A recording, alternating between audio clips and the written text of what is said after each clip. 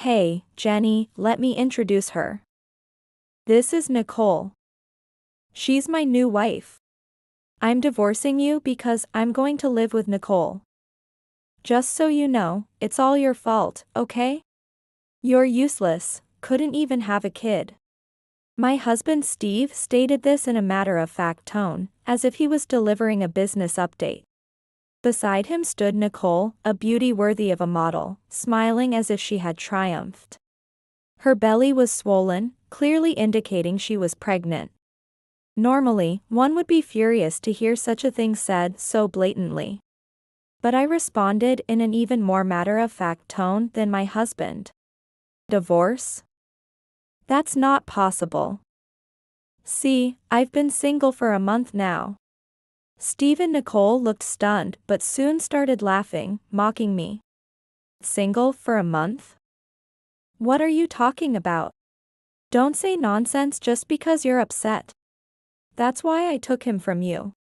You should have gotten your brain treated before your infertility treatment.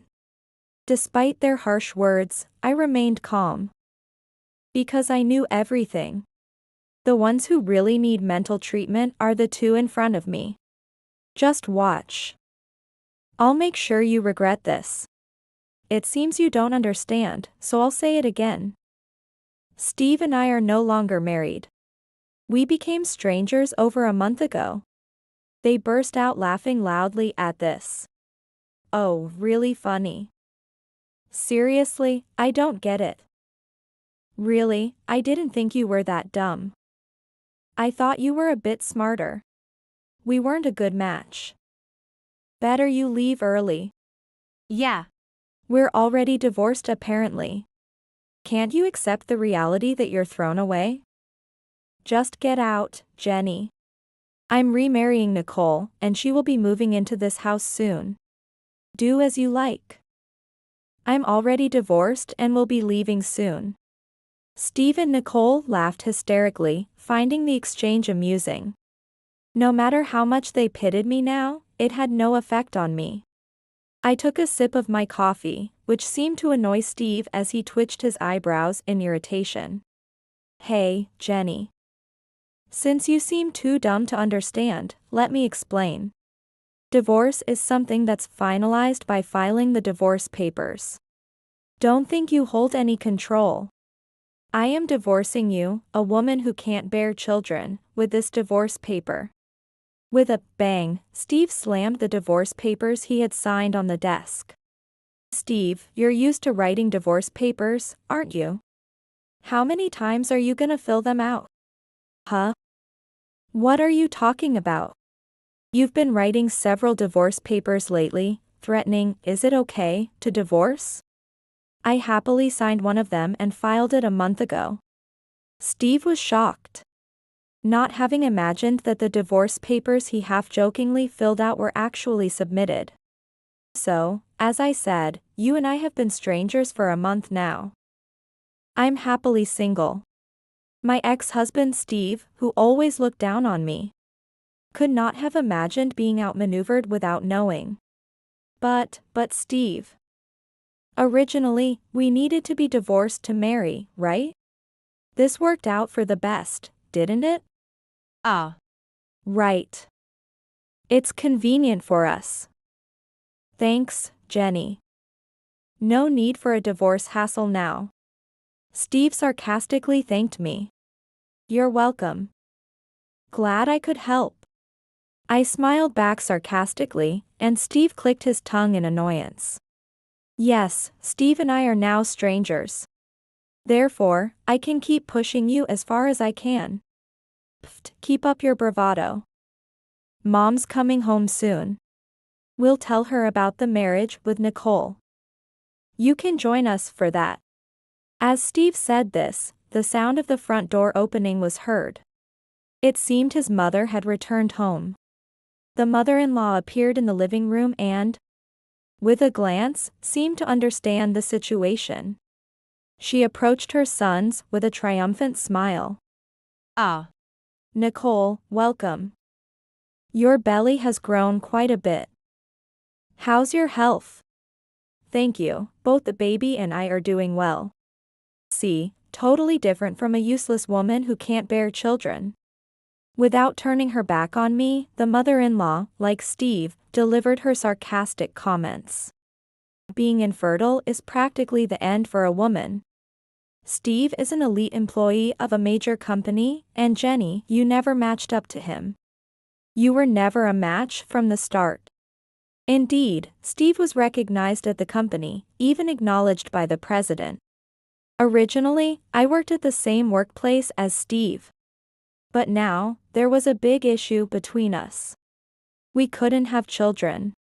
We tried actively to conceive, but to no avail.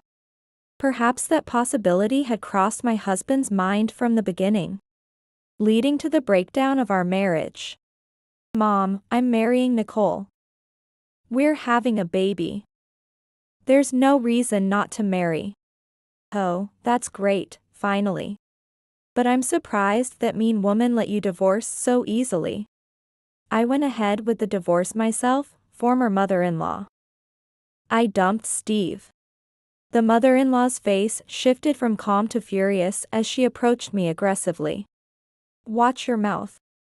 Aren't you working at a subsidiary of Steve's company right now? If we spread rumors about your infertility there, you're done. Indeed, such actions would make me suffer greatly. I met Steve when he was assigned to the subsidiary where I still work. While Steve is now flourishing back at the main company, I continue to work at the subsidiary. If that rumor about me being a useless woman who was discarded by the subsidiary because she couldn't have children were to spread, it would be unbearable. But that's only if it were true. I say, breaking into a smile. You should watch how you speak as well. I know something interesting that you all are unaware of. It was amusing to see the three of them, Steve, Nicole, and the mother-in-law, making foolish faces together. Something interesting? What could you possibly know? We don't need to entertain such nonsense. Just throw her out already. Her mere presence is displeasing. No, this isn't nonsense. Unlike Steve and Nicole, I don't lie. Could you stop making it sound like Steve and I are liars? Is this just spite because your husband abandoned you? Aren't you liars, though? For instance, Nicole, what lies did you tell your husband to come here today? Husband? What do you mean by that? Nicole's husband. She's already married, after all. Steve and the mother-in-law simultaneously turned to look at Nicole. Nicole's face momentarily paled, but she quickly started to laugh it off. See, you're such a liar. How dare you make up such nonsense that I have a husband? Steve and the mother-in-law nodded and laughed along. How stupid can you get, Jenny? Just spouting nonsense. No matter what lies you spew now, it's useless. Steve won't be coming back to you. It's pitiful, really. Give up and go back home. A woman who can't have children has no value. I smiled mockingly back at Nicole. Then why don't you check for yourself whether it's a lie or not? What do you mean? As I said before, I've already filed for divorce and it's finalized. So, Steve is free to marry. A married person can't marry again, right? I took out a piece of paper from my bag and slammed it on the table. It was an unfiled marriage certificate. Nicole, if you're not married, you can file this marriage certificate right now, can't you? That is. Since I'm such a useless person, I thought I'd at least be useful in this regard. Please, don't mind me and go ahead with your marriage. Though I urged her, Nicole didn't reach for the marriage certificate. Steve then stepped in between us. Enough already. Stop saying whatever you want. We'll marry when we're ready on our own terms. Steve snatched the marriage certificate from the table and tore it up roughly. I married you on a whim and it was a mistake. I won't make that mistake again. I'll meet her parents, kick you out of the house, and do everything that needs to be done before marrying Nicole. How pathetic. You seem like you're scared of something. What? What did you say? Say that again.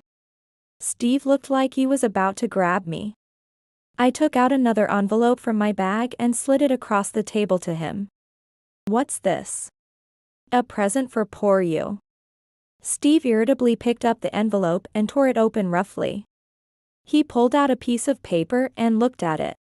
His face, which had been composed, froze. The color drained from his face, and he started to tremble. The mother-in-law and Nicole leaned in from both sides, their eyes widening simultaneously. What does this mean? The piece of paper, gripped so tightly it wrinkled, was gently explained by me to my pitiful ex-husband. That's the result of your male infertility diagnosis. It seems there's an issue with your sperm. Unfortunately, you can't have children.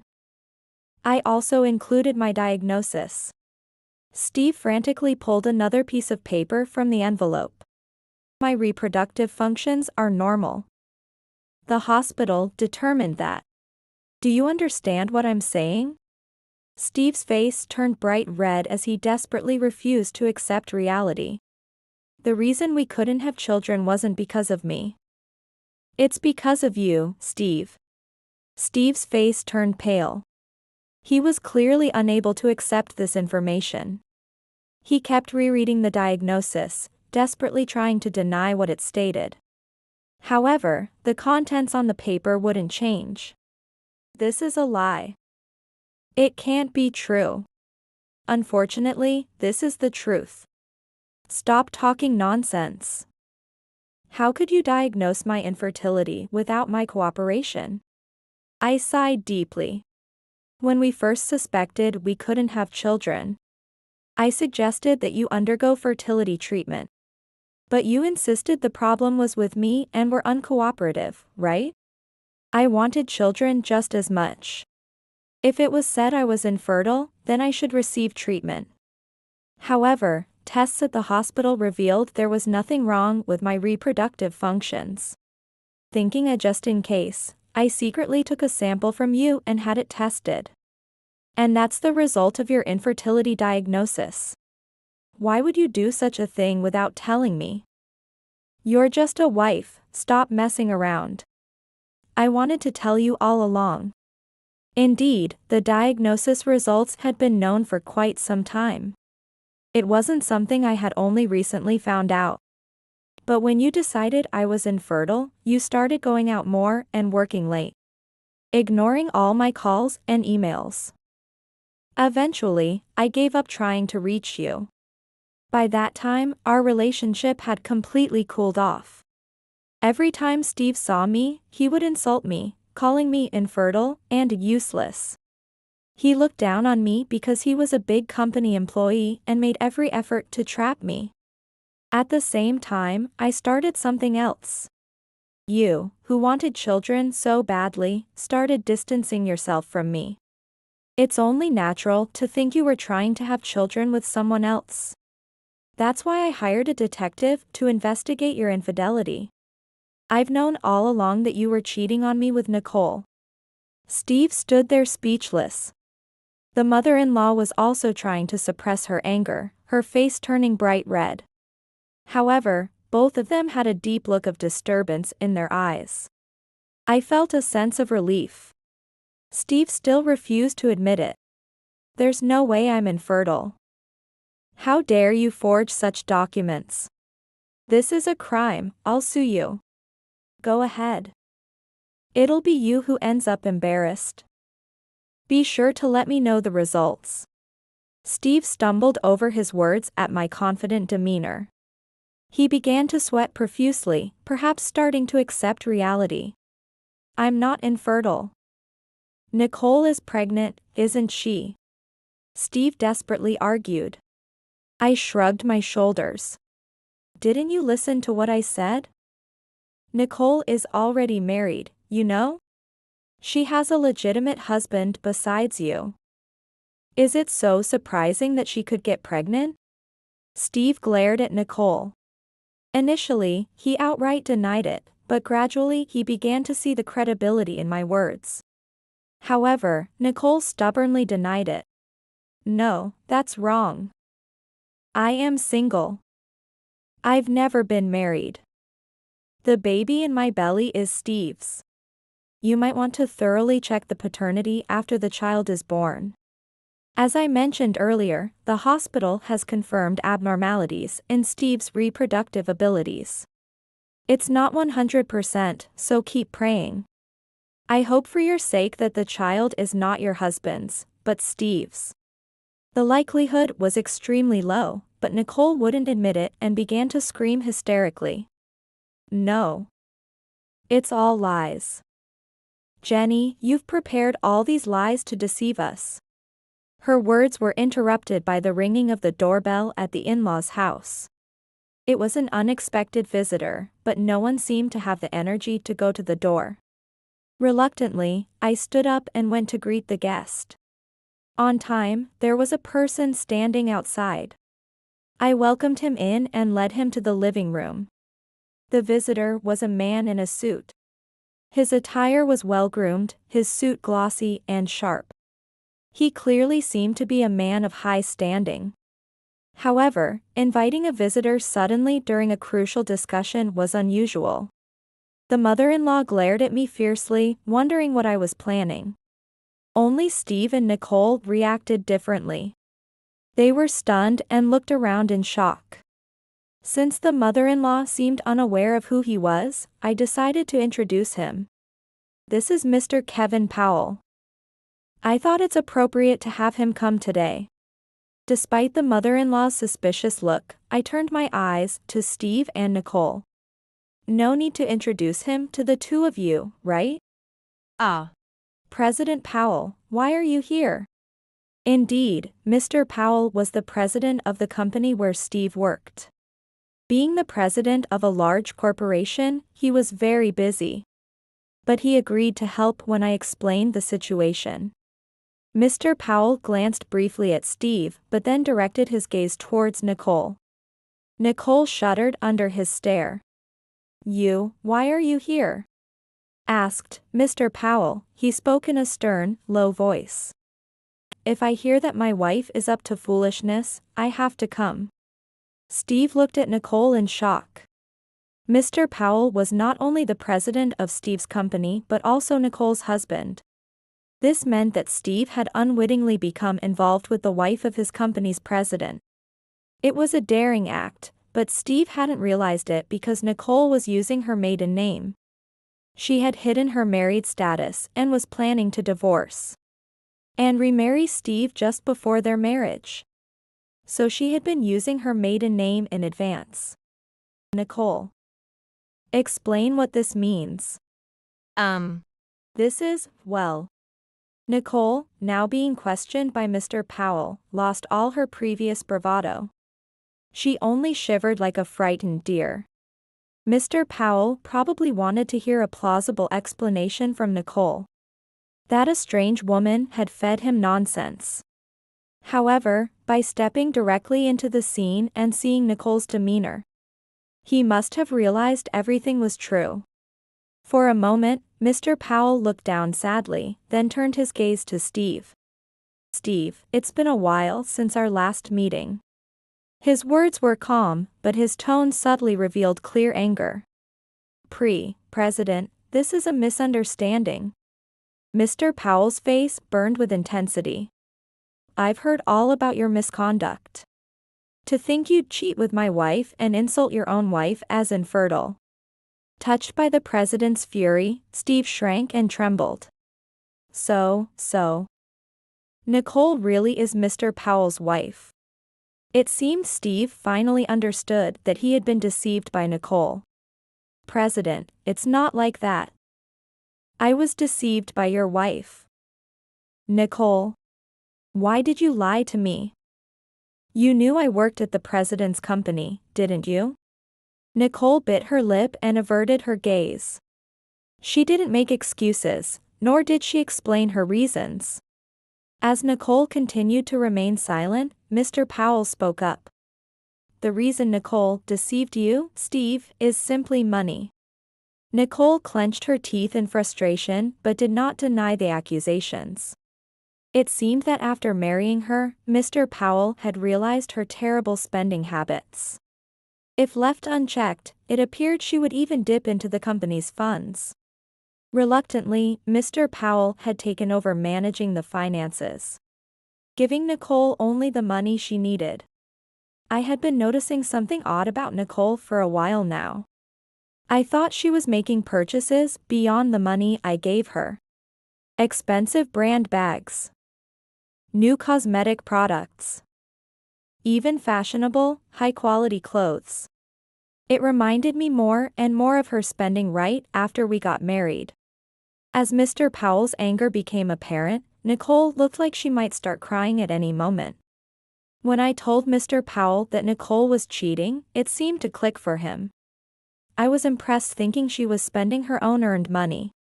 But it appears that wasn't the case. Glared at by Mr. Powell, Nicole clenched her fists in frustration. Mr. Powell's words seemed entirely truthful. Thus, Nicole had approached Steve with financial motives, encouraging him to spend money on her. Perhaps to her, Steve, who provided her with money, was preferable to being unable to spend freely, even as the president's wife. If she had a child while still married to me, naturally the money she could spend would decrease. That's why she planned to divorce me and remarry Steve, who would let her spend freely. For such reasons, Steve was utterly devastated, his shoulders slumped. Mr. Powell approached the cowering Steve and glared at his own employee. But what I cannot forgive, more than the infidelity of Steve or Nicole, is how they treated Jenny. It's unknown where the issue of not having children lies. And yet to insult your wife as infertile and useless. It boils my blood to think I had valued such a man. I was overwhelmed. Steve began speaking hesitantly. I felt crushed by the pressure. The expectations from the company, as a husband. I felt like my value was diminishing because we couldn't have children. I just wanted to show my mom a grandchild and repay her. Steve, my dad died when I was a child, and Mom raised me alone. I wanted to repay her somehow. But as Jenny and I couldn't have children, I gradually began to resent her. I got involved with Nicole because I wanted children. Steve continued, looking for forgiveness from his boss. I knew that my actions towards Jenny and the affair were wrong. But I couldn't stop. I just wanted children so badly. Steve then collapsed to the floor, pressing his forehead to the ground in a full bow. I'm really sorry. I was wrong. Please forgive me. Mr. Powell listened silently to Steve's confession, then sighed quietly. I can understand your desire to have children, which is common to everyone. However, that doesn't excuse infidelity or mistreating your wife. The mistakes you've made are not forgivable. Yes. I understand. Steve turned toward me with tears in his eyes and apologized again.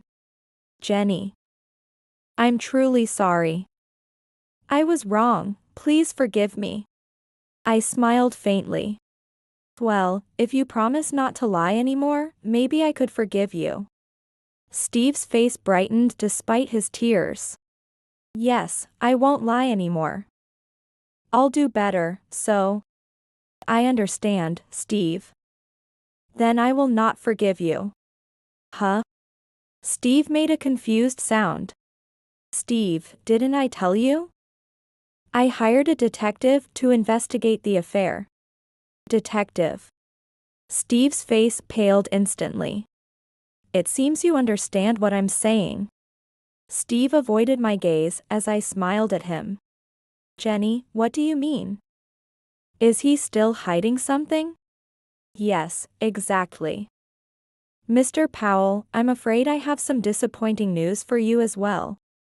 I pulled a notebook from my bag and began reading out some names. All the names were of women. All these names seemed to be employees of our company. Mr. Powell noticed the change in Steve's demeanor. Steve, sweating profusely, looked ready to flee. The names I just read are of women Steve was involved with, besides Nicole. It seems there were others outside the company as well. What? Steve, you? No, President. It's not like that with them. I have evidence. I threw a pile of photos onto the living room table. The photos showed Steve meeting various women, from dining scenes to entering hotels. There was countless evidence. I crouched in front of a shrunken Steve. I guess I understand why you had so many mistresses. You kind of knew, didn't you? That the reason we couldn't have children wasn't me. But perhaps yourself. You had relationships with many, and yet no children came. So, you kept trying with different women, right? Saying it's okay, if a child comes, you take responsibility. The only person you found out was pregnant was Nicole. And you started talking about marrying her just because of that, right? Shut up, Jenny. Unable to bear it anymore, Steve lunged at me. But before his hand could reach me, Mr. Powell grabbed it. Steve, enough. I am not infertile. I am. As Steve shouted these unbearable words, Nicole was furious. What do you mean, Steve? Did you mean that any woman would do as long as she could have a child? And you were saying you'd marry me just because I got pregnant? Were you deceiving me? Don't joke around. You were just using me. Steve broke free from Mr. Powell's restraint and showed his anger defiantly. Shut up. You were deceiving me too. And to think you were not even in a position to get married, don't act all high and mighty. What are you talking about? You were the one deceiving. Watching the two of them hurl insults at each other was pitiful, and Mr. Powell was exasperated. Steve, Nicole. I will ensure you both receive the punishment you deserve. Don't think you can just get away with this. Be prepared. Receiving a reprimand from someone they clearly could not defy. Both Steve and Nicole fell silent. At that moment, the mother-in-law, who had been unable to interject, approached Mr. Powell. Mr. Powell. I apologize for the trouble my son has caused. Please. I beg your forgiveness. The mother-in-law tried to intercede, but Mr. Powell ignored her words. As soon as she realized her plea was futile, she approached me. Jenny, I am so sorry. It was our fault. Please help Steve. Explain to Mr. Powell. No.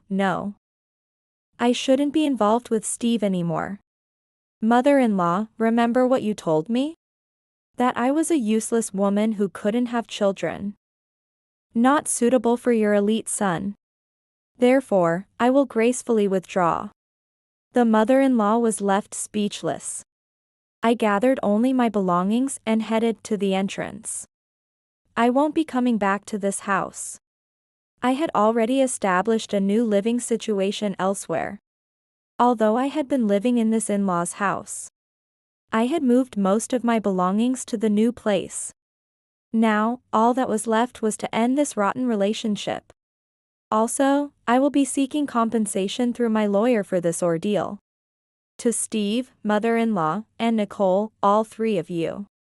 For the divorce, for calling me infertile and useless. I won't leave things half done. I will make sure you feel the depths of hell, so be prepared. Having completed all necessary arrangements, I left the in-laws' house feeling liberated. Later on, my ex-husband Steve was sued for a significant amount in damages by both me and Mr. Powell. Even as an employee of a large corporation, he faced a substantial financial impact. Furthermore, he was thoroughly investigated for his infidelities. Steve was also fired from the company. Normally, an affair wouldn't lead to dismissal. However, it turned out that Steve had been using company facilities for his liaisons with women he was involved with at the office. Mr. Powell and the other executives were furious. He was immediately dismissed and thrown out of the company. Though he had prided himself on being an elite employee of a large corporation, he could never have imagined losing everything in an instant. Meanwhile, Nicole safely gave birth to her child. As expected, DNA tests confirmed that the child was indeed Mr. Powell's. However, Nicole was served with divorce papers by Mr. Powell. He couldn't forgive her betrayal and decided to take custody of the child. Nicole lost everything and was forced to live a lonely life. I heard a little about Steve's subsequent life from Mr. Powell and the lawyer. Steve was living with his mother in their family home. Although they had been close before, this incident had strained their relationship. They blamed each other for their respective roles in what had happened. His reason for dismissal made it difficult for him to find another job. He could have managed if he had lowered his standards. But his useless pride kept him applying only to major companies. Broken, he came back to me for help. But I coldly rejected him. My life was no longer for Steve. On the other hand, I was living a new life. I used to work at a subsidiary of Mr. Powell's company. I thought it would be difficult to continue working there like Steve. But thanks to Mr. Powell's generosity, I was allowed to keep my job. I worked hard to regain what I had lost during the years affected by my relationship with Steve. My efforts were recognized, and I was given a significant position within the company. I then met a wonderful man and fell in love. He was sincere and cherished me. Together with my new husband, I was blessed with the child we had longed for. My life was truly fulfilled, and I savored the happiness. While raising our child, I occasionally thought about the incident involving me and Steve. What had gone wrong? I believe there were times when I was at fault too. When we got married, when we couldn't have children, when our relationship deteriorated. We should have talked sooner. If there was a fault, it should have been acknowledged. Steve, Nicole, and the mother-in-law always thought they weren't to blame. It's wrong to blame others. As I build a family with my husband and child, I will surely make many mistakes. But I won't run from them. We will acknowledge our faults and build a happy home together.